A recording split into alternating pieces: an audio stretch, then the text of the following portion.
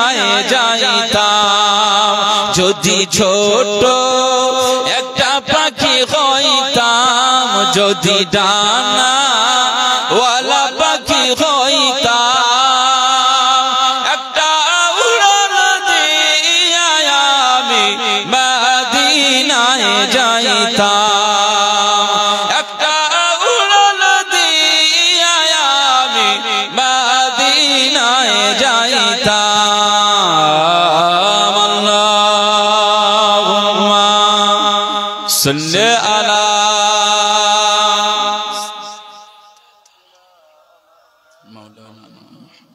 आवाज़े पढ़ें वाला आले सय्यदना जहानेर सरकार तुम्हें नबी कमले वाला मदीनार धूला माटी करेছো उजाला जोरे बोलबेन ना जहानेर सरकार तुम्हें नबी कमले वाला मदीनार धूला माटी करेছো उजाला मदीना वाला वाला गो मदीना वाला गो मदीना वाला वाला गो मदीना वाला मदीनार ओई माटीते हलो तोमार ठाई कबर ओई पाक माटी तो हलो ना सहाय তোমাকে চিনিলো না কুরাইশ वाला তোমাকে চিনিলো না কুরাইশ वाला जहानेर सरकार তুমি नबी कमले वाला मदीनार धूला माटी करेছো उजाला मदीना वाला वाला गो मदीना वाला गो मदीना वाला वाला गो मदीना वाला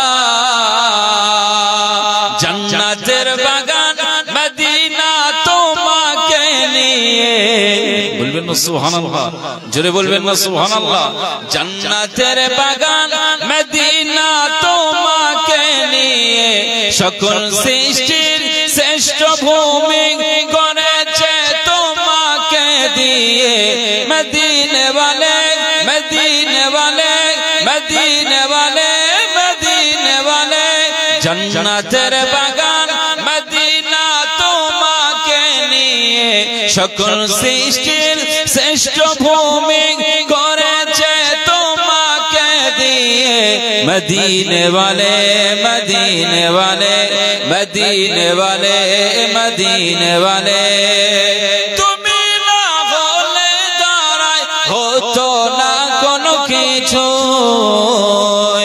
তোমার প্রেমে পাগল সবই ছুটছে তোমার পিছু তোমার শাফাত দিও ওগো নূরে वाला তোমার শাফাত দিও ওগো নূরে वाला जहानेर सरकार তুমি नबी कमले वाला मदीनार धूला माटी करेছো उजाला मदीना वाला वाला गो मदीना वाला गो मदीना वाला वाला गो मदीना वाला प्रभुर मेहमान होले তুমি আকাশের আরশে জোরে বলবেন না এটা মাহে রজব এই মাহে রজবে আল্লাহ পাক তার প্রিয় নবীজিকে আরশে আজিমের মেহমান বানিয়েছিলেন জোরে বলবেন না সুবহানাল্লাহ মেহমান করে নিয়ে গিয়েছিলেন ফেরেশতা জিবরিল আমিন আলাইহিস সালামকে আল্লাহ পাঠিয়ে দিলেন, যাও চলে যাও, দুনিয়াতে চলে যাও, আমার হাবিবুল্লাহকে, আমার কামলিওয়ালাকে, আমার দোস্তকে, আমার প্যারাকে, আমার মুস্তাফাকে নিয়ে আরশে আজিমে নিয়ে আসো, সাতটা আসমান থেকে ভ্রমণ করিয়ে দাও, সাতটা আসমান থেকে পরিদর্শন করিয়ে দাও। আমি আল্লাহ পাক জানিয়ে দিলাম, আজকে আমার হাবিব যদি আমার আরশে আজিমে আসে, আমার হাবিবের কদমের ছোঁয়াতে আমার আরশটা ধন্য হয়ে যাবে। একবার জোরে বলবেন, জোরে বলবেন না? এই সেই মাহে রজব চলছে, এই মাসের 27 রাত্রে আল্লাহ পাক আমাদের নবীজিকে আরশে আজিমের মহানতম দরবারের মেহমান বানিয়েছিলেন। প্রভুর মেহমান হলে তুমি আকাশের আরশে, প্রভুর মেহমান হলে তুমি আকাশের আরশে, সালাতের তোহফা নিয়ে তুমি আসিলে ফারাশে, মদিনে वाले মদিনে वाले মদিনে वाले মদিনে वाले, প্রভুর মেহমান হলে তুমি আকাশের আরশে, সালাতের তোহফা নিয়ে তুমি আসিলে ফারাশে, মদিনে वाले মদিনে वाले মদিনে वाले মদিনে वाले, তুমি না হলে দাঁড়াই হতো না কোনো কিছু,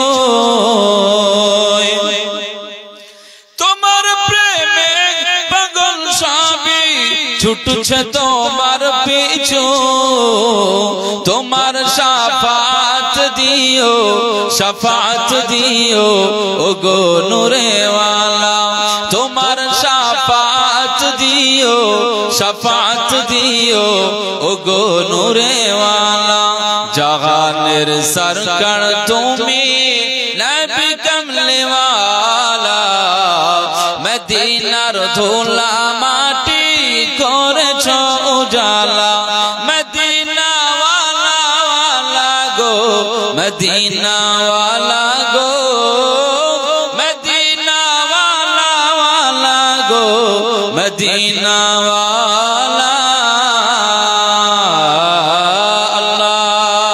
আল্লাহুম্মা সাল্লি আলা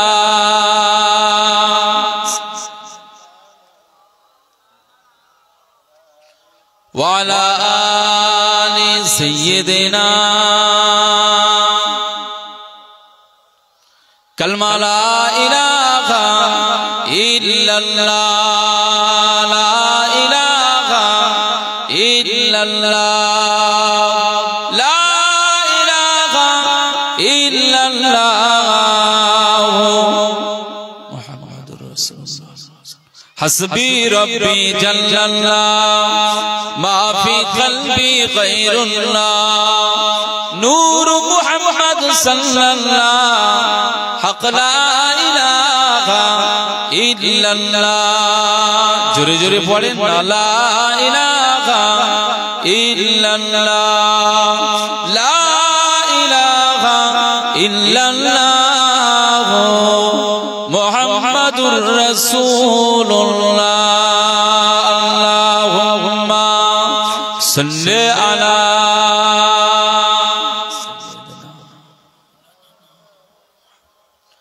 ওয়ালা আলি সাইয়্যিদিনা,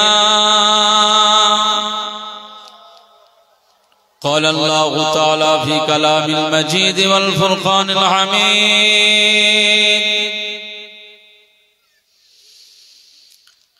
يا أيها الذين آمنوا ادخلوا في السلم كافة ولا تتبعوا خطوات الشيطان إنه لكم عدو مبين. وقال الله تعالى في آية أخرى وما خلقت الجن والإنس إلا ليعبدون রাসূলুল্লাহ সাল্লাল্লাহু আলাইহি ওয়াসাল্লাম تركت فيكم أمرين لن تضلوا ما تمسكتم بهما كتاب الله وسنة رسوله وقال رسول الله صلى الله عليه وسلم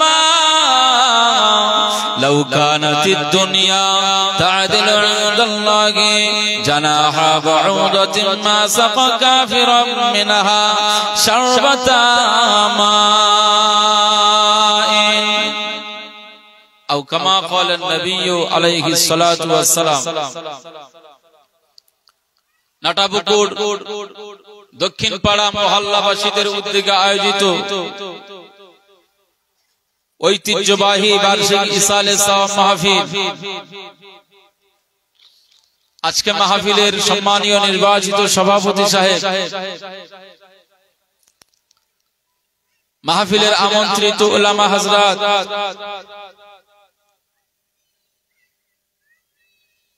আমার সম্মুখে উপবিষ্ট গ্রামের বিভিন্ন জায়গা থেকে, বিভিন্ন মহল্লা থেকে আগত এবং এই গ্রামে যারা আত্মীয় হিসাবে এসেছেন, দূর দূরান্ত থেকে আগত আমার সম্মানিত হাজী সাহেবগণ, চাচাজিরা, নামাজি মুসাল্লি ভাইরা, স্নেহভাজন মায়ের কলিজার টুকরা ছোট্ট ছোট্ট সন্তানেরা, পর্দার আড়ালে বসে থাকা ধার্মিকা মা এবং বোনেরা, আল্লাহ পাকের দরবারে শুকরিয়া যে মহান আল্লাহ পাক আমাদের সবাইকে এই ঠান্ডার ভিতরে, ঠান্ডাকে উপেক্ষা করে দিনের স্বার্থে আল্লাহ তাআলার সন্তুষ্টির লক্ষ্যে কোরআন ও হাদিসের আলোচনা শুনবো, বুঝবো, আমাল করব, সেই আশা নিয়ে, সেই আগ্রহ নিয়ে আজ আমরা এই ময়দানে হাজির হয়েছি। আল্লাহ পাক হাজির হওয়ার সুযোগ করে দিয়েছেন, এজন্য রব্বে কারীমের দরবারে শুকরিয়া জ্ঞাপন করি। বলুন আলহামদুলিল্লাহ। জোরে বলবেন না আলহামদুলিল্লাহ। নারায়ে তাকবীর। প্রিয় রাসূলের রওজা আকদাস শরীফে জানাই অসংখ্য অজস্র দরুদ এবং সালাম। মুহাব্বতে পড়েন সাল্লাল্লাহু আলাইহি ওয়াসাল্লাম।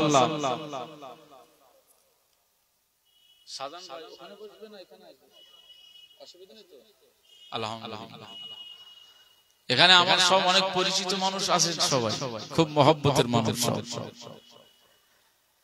আমি তো এলাকার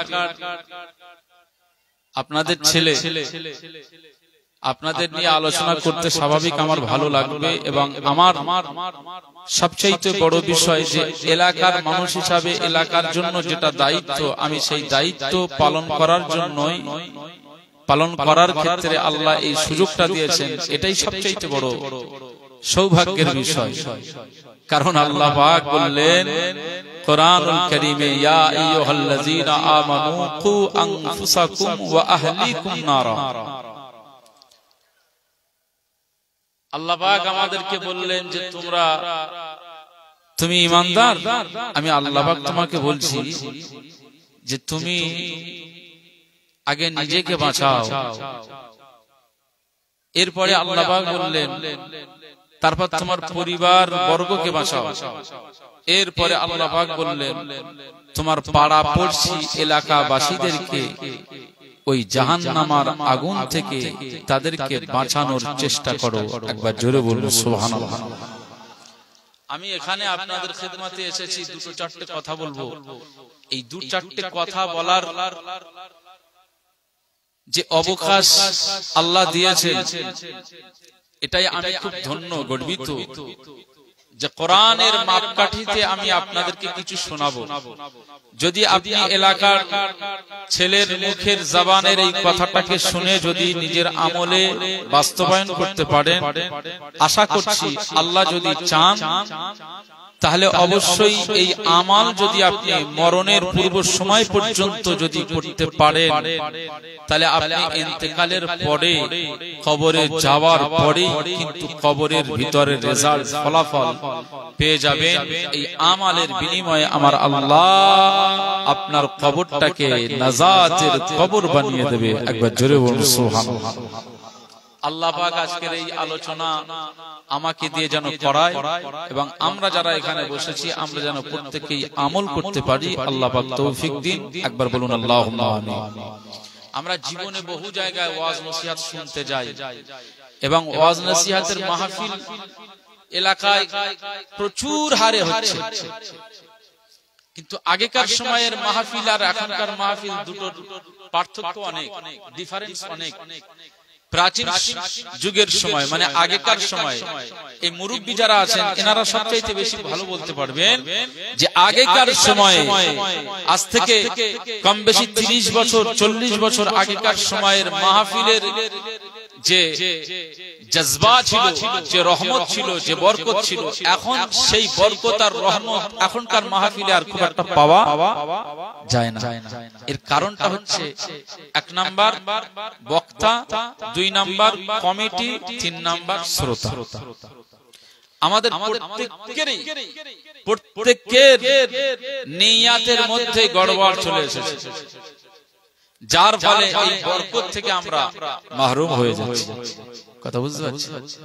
আমি আব্দুল মুনাইম, আমি একজন বক্তা হিসাবে যদি খালিস নিয়ত করি যে আল্লাহ আখিরাতের জন্য, আল্লাহ আপনার সন্তুষ্টির লক্ষ্যে দুটো দিনের কথা এখানে বলবো, যাতে এই কথাগুলো শুনে এলাকার মানুষগুলো আপনার পথে পা বাড়ায়, সিরাতে মুস্তাকিমের দিকে এগিয়ে আসে, কোরআন ও হাদিসের দিক নির্দেশনা যেটা দিয়েছেন কোরআন ও হাদিস, সেই দিক নির্দেশনায় যেন এনারা চলে। এনাদের চলানোটাই আমার কাজ নয়, বরং আমি নিজেও যেন ওই পথে চলতে পারি। এই খালিস নিয়ত যদি আমার অন্তরে থাকে, বক্তার অন্তরে থাকে, তাহলে বক্তার বক্তব্যের ভিতরে আল্লাহ বরকত দিয়ে দেবে।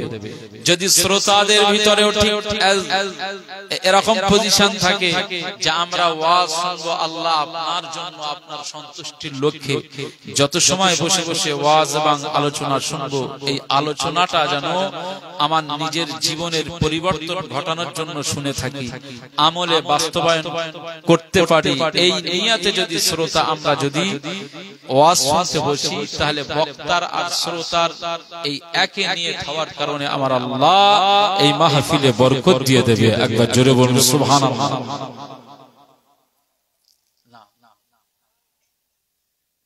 নিয়ত সব গড়বড়, নিয়ত ভালো করতে হবে।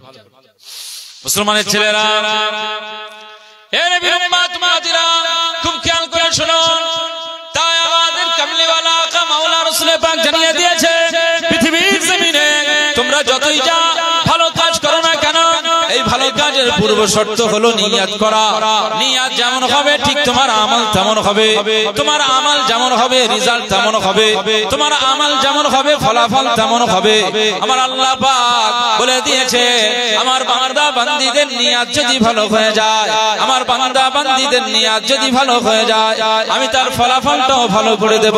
বান্দা বান্দীদের নিয়াত যদি মন্দ হয়, নিয়াত যদি খারাপ হয়, বান্দা বান্দীদের নিয়াতে যদি গড়বড় থাকে, আমি আল্লাহ পাক জানিয়ে দিলাম 50,000 নয় 1 লাখ রাকাত নামাজ যদি সে আদায় করে আর নিয়াত যদি ভালো না হয়, তাহলে 1 লক্ষ রাকাত নামাজের ভিতরে কোন রাকাত কবুল হবে না, সুবহানা রাব্বিয়াল আলা কবুল হবে না, কোন সিজদা কবুল হবে না, কোন রুকু কবুল হবে না। এর বিরুদ্ধে তোমাদেরা খুব খেয়াল করে শুনুন, আল্লাহ পাক বলে দিয়েছে, বান্দা বান্দীদের নিয়াত যদি গড়বড় থাকে, টুপি পরলো, দাড়ি রাখলো, সুন্নাতি লেবাস পরলো, তার নিয়াত ভালো নয়, লোককে দেখানোর জন্য সে পড়েছে, লোককে দেখানোর উদ্দেশ্যে হাজী হয়েছে, লোককে দেখানোর জন্য সে নামাজি হয়েছে, লোকে মুসল্লি বলবে তাই সে এই নামাজের কাতারে শামিল হয়ে যায়। এর বিরুদ্ধে তোমাদেরা আল্লাহ পাক বলে দিয়েছে, যদি তার নিয়াতটা এমন হয়ে যায়, তাহলে আমি আল্লাহ পাক জানিয়ে দিলাম তার নিয়াতের উপরে ফলাফল দিয়ে দেব। আমি আল্লাহ পাক ঘোষণা করে দিয়েছে ফাওয়াইলুল লিল মুসাল্লিন আল্লাযিনা হুম ইউরাউন, যারা লোককে দেখানোর জন্য নামাজ আদা করে তার নিয়তটা এটা, লোকে আমাকে মুসল্লি বলবে, লোকে আমাকে ইমাম বলবে, লোকে আমাকে মুয়াজ্জিন বলবে, লোকে আমাকে হাজী বলবে, এই নিয়তে যদি সে নামাজের কাতারে দাঁড়ায়, আমি আল্লাহ পাক জানিয়ে দিলাম ওই নামাজির গলার টুটি ধরে ফাওয়াইলুল লিল মুসাল্লিন, ওই মুসল্লিকে আমি আল্লাহ ওয়াইল নামক জাহান্নামায় দিয়ে দেব। এ আমার বান্দা বান্দীরা, আমি আল্লাহ পাক জানিয়ে দিলাম যদি তোমার নিয়ত ভালো হয়ে যায়, আমার বান্দা বান্দীদের নিয়ত যদি ভালো হয়ে যায়, সে আল্লাহকে পাওয়ার জন্য রুকু করলো, সিজদা দিল, সুবহান রাব্বিয়াল আলা পড়লো, আমি আল্লাহ পাক জানিয়ে দিলাম বান্দা বান্দীদের এই নিয়তটা বিশুদ্ধ হওয়ার কারণে আমি আল্লাহ পাক তার নামাজটাকে আমার আরশে আজিমের মহানতম দরবারে কবুল করে নেব। মুসলমান, যদি নিয়ত ভালো হয় আপনার প্রতিটি রুকু কবুল হবে, প্রতিটি সিজদা কবুল হবে। আমরা সেদিকে না, নিয়ত ভালো না,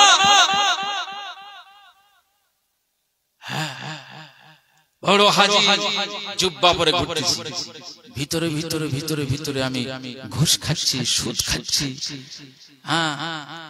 কলপাকে কালো করে ফেলেছি, আর বাইরের লেবাসটা ঠিক রেখেছি। লোকে আমাকে হাজি বলবে, আবার অনেক হাজি আসে ও আগে সালাম নেয় না, অন্য মুসল্লি আগে আমাকে সালাম নিতে হবে, আমি একজন হাজি। আল্লাহু আকবার। নিয়ত যদি তোমার বন্ধ থাকে, যত নামাজ পড়ো, যত রোজা করো, যত যাকাত দাও, যাই করো না কেন, তোমাকে জাহান্নামে যেতে হবে। আর যদি নিয়ত ভালো হয়, বেশি না কম কম কম করে ইবাদত করে, বেশি না নিয়ত ভালো করে, নিয়ত ভালোর উপরে যদি কম ইবাদত হয়ে যায়, আমার আল্লাহ আপনাকে খালাস করে দেবে, জাহান্নাম থেকে নিষ্কৃতি দিয়ে দেবে, আমার আল্লাহ আপনাকে জান্নাতের মেহমান হিসাবে কবুল করে নেবে। জোরে বলুন সুবহানাল্লাহ। নিয়ত ঠিক করুন।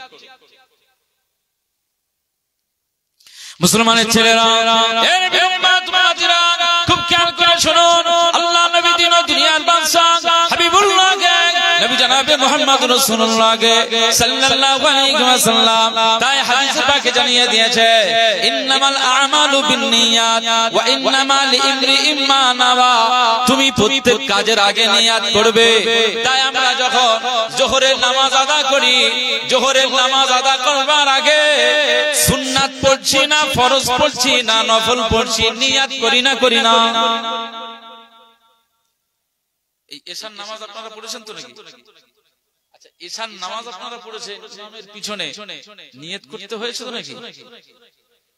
নিয়ত ছাড়া কি নামাজ পড়েছেন? যদি নিয়ত ছাড়া নামাজ পড়েন, নামাজও কবুল হবে। নিয়ত আপনাকে করতেই হবে। খুব ভালো করে খেয়াল করে শুনবেন, আজকের এই মাহফিলে আমরা এসেছি, ভালো নিয়ত করে যদি এসে বসে যান, এই মাহফিলের আল্লাহ এত ফজিলত দিয়েছে যে আপনি গুনাহ নিয়ে, গুনার বোঝা মাথায় নিয়ে মাহফিলে ঢুকেছেন, আর মাহফিল থেকে বাড়ি যাওয়ার সময় আপনি আল্লাহকে বলছেন, আল্লাহ আমি তো আপনার সন্তুষ্টির জন্যই এই মাহফিলে ঢুকেছিলাম, তো আমার অনেক গুনাহ হয়ে গিয়েছিল, অনেক গুনাহ নিয়ে এই মাহফিলে ঢুকেছি, এখন বাড়ি যাচ্ছি, আল্লাহ সেই গুনার বোঝাটা আবার মাথায় করে বাড়ি নিয়ে যাব। আল্লাহ এই মাহফিলে যে আপনার সন্তুষ্টির জন্য যে বসেছিলাম, আপনি কি আমাদের উপরে সন্তুষ্ট হননি? আপনি রাজি হননি? আপনি আমাদের উপরে খুশি হননি? এখন বাড়ি যাব, আবার ওই গুনার বোঝাটা মাথা নিয়ে যাব। এখানে বসে সুবহানাল্লাহ পড়েছে, এখানে বসে আলহামদুলিল্লাহ পড়েছি, এখানে বসে আল্লাহু আকবার পড়েছে, এখানে আল্লাহ পাক আপনার মহব্বতে আপনার হাবিবের উপরে দরুদ পড়েছি। তাহলে এই কাজগুলোর দ্বারাই কি কোনো আমল হয়নি? ভালো কাজ হয়নি? ভালো কাজ হলো না, ভালো আমল হলো না, নেক কাজ হলো না? আল্লাহ এই কাজে কি আপনি খুশি হতে পারেন না? আল্লাহ পাক এখন বাড়ি যাব, বাড়ির থেকে বেরিয়ে যাব, মজলিস ছাড়লাম, এবারে বাড়ির দিকে চলে যাচ্ছি, আল্লাহ পাক এবারে সরিয়ে দেন, মাথা থেকে ডিলিট করে দেন, আমাকে নেকির আমল নামাতে নেকি দিয়ে ভরপুর করে দেন।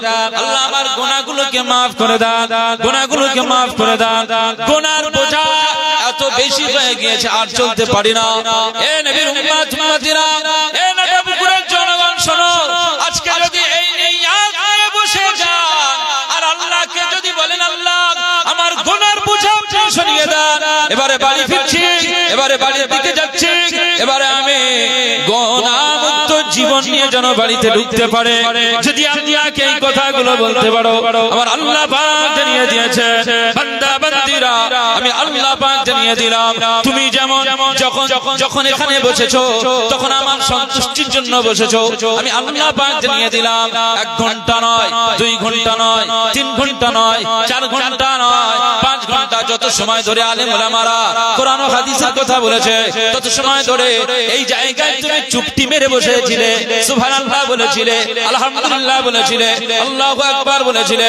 কবরের চিন্তায় চোখের পানি চলে এসেছিল, জাহান্নামের চিন্তায় চোখের পানি চলে এসেছিল, নিজের বদআমলের কথায় চোখে পানি চলে এসেছে। বান্দারে আমি আল্লাহ পাক জানিয়ে দিলাম, না না না না, আমি আল্লাহ তেমন আল্লাহ নয়। আমি আল্লাহ পাক উমারকে যদি ক্ষমা করতে পারে, আমি আল্লাহ পাক, আমি আল্লাহ পাক যদি আমি গুনাহগারদেরকে ক্ষমা করতে পারে, হাবিবে আজমীকে যদি ক্ষমা করতে পারে, আমি যদি বিশরি হাফিকে ক্ষমা করতে পারে, আমি আল্লাহ পাক জানিয়ে দিলাম তোমার গুনাহ কেন maaf করব না, তোমার গুনাহ কেন ক্ষমা করব না। আমি আল্লাহ পাক জানিয়ে দিলাম আজকের এই জায়গায় মজলিসে বসবার কারণে আমি আল্লাহ পাক আজকের দিনের জন্য তোমার গুনাহগুলোকে আমি আল্লাহ maaf করে দিলাম। জোরে বলতে পারলেন না? যদি নিয়াতটা ভালো হয় তাহলে এটা হবে, যদি নিয়াত ভালো হয় এটা হবে, নিয়াত গড়বড় হলে সব গন্ডগোল। মুসলমানের ছেলেরা, এ নবী উম্মত উম্মতিরা, আমার ওয়াজ আপনারা বুঝতে পারছেন তো? শুনুন, ভালো করে শুনুন। কিয়ামতের ময়দান হয়ে যাবে, শুরু হয়ে যাবে ময়দানের বিচার। আল্লাহ পাক আলেমকে টেনে ডাকবে, আলেমকে ডাকবে, আমার মতো আলেমকে ডেকে আল্লাহ পাক জিজ্ঞেস করবে, আমার বান্দা আব্দুল মুনাইম বলো, পৃথিবীর জমিনে তোমাকে কি আমি কোনো নিয়ামত দিয়েছিলাম? সেই সময় আমি আব্দুল মুনাইম বলবো, হ্যাঁ আল্লাহ, পৃথিবীতে আপনি আমার সব নিয়ামত দিয়েছিলেন, আমার রিজিকের ব্যবস্থা আপনি করেছিলেন, খাওয়া দাওয়ার অভাব রাখেন নাই, আপনি আমার বেঁচে থাকার জন্য অক্সিজেন দিয়েছিলেন, আমার চক্ষু দিয়েছিলেন পৃথিবীর চিত্রকে দেখবার জন্য। এই সবগুলো নিয়ামত আল্লাহ আপনি আমাকে দিয়ে দিয়েছিলেন। আল্লাহ পাক এরকম আলেমকে ডাকবে, একজন শহীদকে ডাকবে, একজন কারীকে ডাকবে। আল্লাহ পাক কিয়ামতের ময়দানে জিজ্ঞেস করবে, এই আলেম বান্দা বলো, পৃথিবীতে তোমার কি কোনো নিয়ামত দেওয়া হয়েছিল? ওই সময় আলেম বান্দা বলবে, না না না না না, আল্লাহ পাক দুনিয়ার জমিনে সব নিয়ামত পেয়েছিলাম, সব নিয়ামত আপনার থেকে প্রাপ্ত হয়েছিলাম। আল্লাহ পাক বলবেন, এই আমার বান্দা বলো, তুমি সব নিয়ামত যখন পেয়েছিলে তখন আমার জন্য কি করেছিলে? ওই সময় আলেম বান্দা আল্লাহ পাকের দরবারে জবাব দিয়ে বলবে, হে আমার রব্বে কারীম, হে আমার মাওলাই কারীম, আল্লাহ পাক দুনিয়ার জমিনে আপনি যে আমার নিয়ামত দিয়েছিলেন, এই নিয়ামত পেয়ে আমি শুকরিয়া আদা করেছি, আমি আপনার জন্য দ্বীন হাসিল করেছিলাম, ইলম অর্জন করেছিলাম, আলেম হয়েছিলাম, দ্বীনের জন্য আমি জ্ঞান চর্চা করেছিলাম।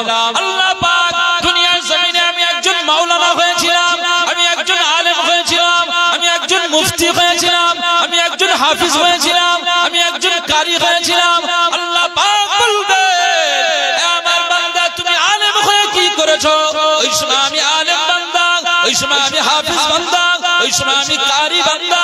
আল্লাহকে বলবো, আল্লাহ সেই দিনে আমি আপনার জনগণদেরকে আমি মেসেজ দিয়েছিলাম, শরিয়াতের কথা বলেছিলাম, জাহান্নাম থেকে বাঁচার কথা বলেছিলাম, জান্নাতের তামান্নার কথা বলেছিলাম, নামাজের দিকে ঠেলে দিয়েছিলাম, মসজিদে যাওয়ার কথা বলেছিলাম, হারাম থেকে বাঁচবার কথা বলেছিলাম, হালাল অর্জন করার কথা বলেছিলাম। আল্লাহ পাক সেই সময় বলবে, আমার বান্দা বান্দা শোনো, তুমি যে কথাগুলো বলছো সব মিথ্যা কথা, সব মিথ্যা কথা। আমি আল্লাহ পাক জানিয়ে দিলাম, সেই দিনে তুমি আলেম হয়েছিলে লোককে দেখানোর জন্য। মানুষ আপনাকে মাওলানা বলে ডাকবে, হুজুর বলে ডাকবে, কারি বলে ডাকবে, হাফিজ বলে ডাকবে। মানুষকে এইটা পাওয়ার জন্য, এই সম্মানে ভূষিত হওয়ার জন্য, এই মর্যাদা পাওয়ার জন্য, মানুষের সামনে একজন হুজুর হওয়ার জন্য মানুষ আপনাকে হুজুর বলে ডাকবে। আপনি তাই হুজুর হয়েছিলেন, আপনি তাই মাওলানা হয়েছিলেন, আপনি তাই হাফিজ হয়েছিলেন, আপনি তাই কারি হয়েছিলেন। আমার আল্লাহ পাক বলবেন দাঁড়াও এই জায়গাটায়। এই সময় আলেম বান্দাকে এক জায়গায় দাঁড় করিয়ে দেবে। এই অবস্থায় একজন শহীদ বান্দাকে ডাকা হবে। এই শহীদ বান্দা পৃথিবীর জমিনে তোমাকে কোন নিয়ামত দিয়েছিলাম। ওই সময় শহীদ বান্দা বান্দিটা বলতে থাকবে, আল্লাহ পাক দুনিয়ার জমিনে অবশ্যই আমাকে নিয়ামত দিয়ে দিয়েছিলেন, দুনিয়ার জমিনে অনেক অফুরন্ত নিয়ামত পেয়েছিলাম। আল্লাহ পাক সেই সময় বলবেন, আমার নিয়ামত পেয়েছিলে, বলো আমার জন্য কি করেছো?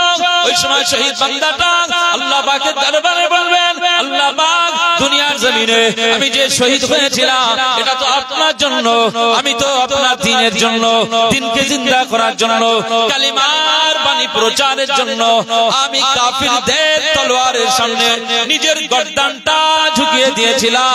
তলোয়ারের সামনে আমার বডি থেকে গর্দানটা আলাদা হয়ে গেল। আমি তো আপনার জন্য নিজের জানকে কুরবান করে দিয়েছিলাম, শহীদ হয়ে গিয়েছিলাম।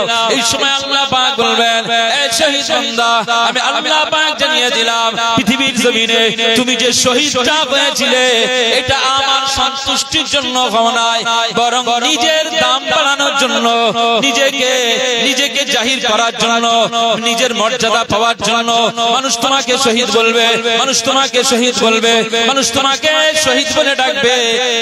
এই শহীদ বলে ডাকায় তুমি খুশি হয়ে যাবে, এই উদ্দেশ্য করে তুমি শহীদ হয়েছ। আমার বান্দা শোনো, আমি আল্লাহ পাক জানিয়ে দিলাম এই জায়গায় দাঁড়াও, এই জায়গায় দাঁড়ানো হবে।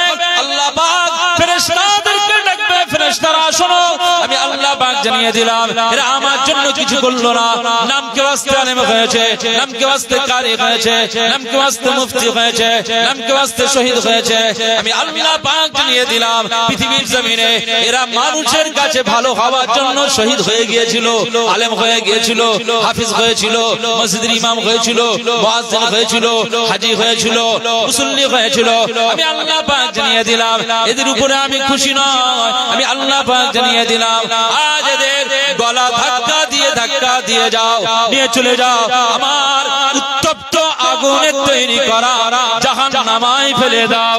এর বিরুদ্ধে উম্মতিরা মনে রাখবেন সেই দিনে একজন আলেম ও জাহান্নামী হয়ে যাবে, একজন শহীদ ও জাহান্নামী হয়ে যাবে, একজন কারি ও জাহান্নামী হয়ে যাবে, একজন হাজী ও জাহান্নামী হয়ে যাবে। সেই দিনের পরিস্থিতিটা কি হবে? তাই আমার আল্লাহ পাকের হাবিব জানিয়ে দেন, এ মাসাবিরা তোমরা অল্প আমল করো, অল্প অল্প আমল করো, তবে নিয়তটা ভালো করো। নিয়ত যদি ভালো হয় আমার আল্লাহ তোমার নিয়তের উপরে জান্নাত নসিব করে দেবে। জোরে বলতে পারলেন না?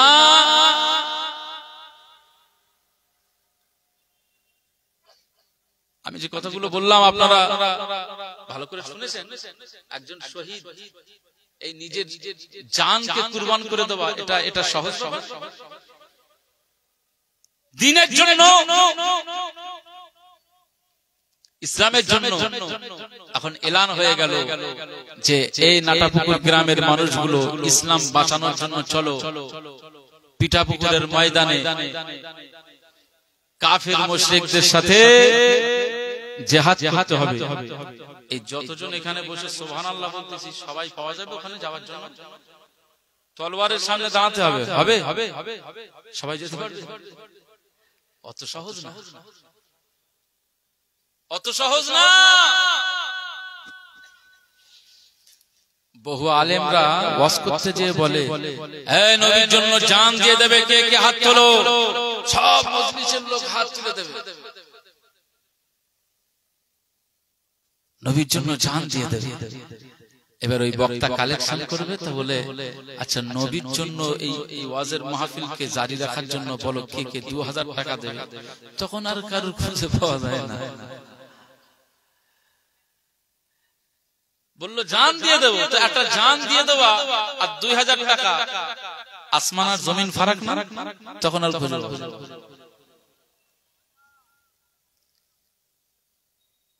জান দেওয়া অত সহজ ব্যাপার নয়। আমার আল্লাহ পাক বলে দিয়েছে, লা তাকুলু লিমান ইউকতালু ফি সাবিলিল্লাহি আমওয়াত। যারা পৃথিবীর জমিনে আল্লাহর জন্য আল্লাহর পথে যারা শহীদ হয়ে গিয়েছে, ইন্তেকাল হয়ে গিয়েছে, কাফিরদের তলোয়ারের সামনে নিজের জীবনটাকে কুরবান করে দিয়েছে, আমি আল্লাহ পাক জানিয়ে দিলাম লা তাকুলু, খবরদার, ফি সাবিলিল্লাহি আমওয়াত। ওই যারা শহীদ হয়েছে ওদেরকে মরা বলে ডাকবে না, মরা বলবে না, যে মারা গিয়েছে, শেষ হয়ে গিয়েছে, এইটা বলবে না। বাল আহইয়া, বরং যারা দ্বীনের রাস্তায় শহীদ হয়ে গিয়েছে, এরা কবরের ভিতরে আমি আল্লাহ তাদেরকে জিন্দা রেখে দিয়েছি। বলবেন না সুবহানাল্লাহ? জোরে বলবেন না সুবহানাল্লাহ? জোরে হবে না? তারা কবরে জিন্দা, ওয়ালাকিন লা তাশউরুন। এই দুনিয়াতে তোমাদের যতটুকু বিবেক, যতটুকু ব্রেন, যতটুকু মস্তিষ্ক দেওয়া হয়েছে, এই মস্তিষ্ক দিয়ে, এই বিবেক দিয়ে তোমার ক্ষমতা নেই যে কেমন জিন্দা আমি রেখে দিয়েছি। একবার জোরে বলবেন না সুবহানাল্লাহ? কেমন জিন্দা তারা রয়েছে, তোমার সেই ক্ষমতা নেই।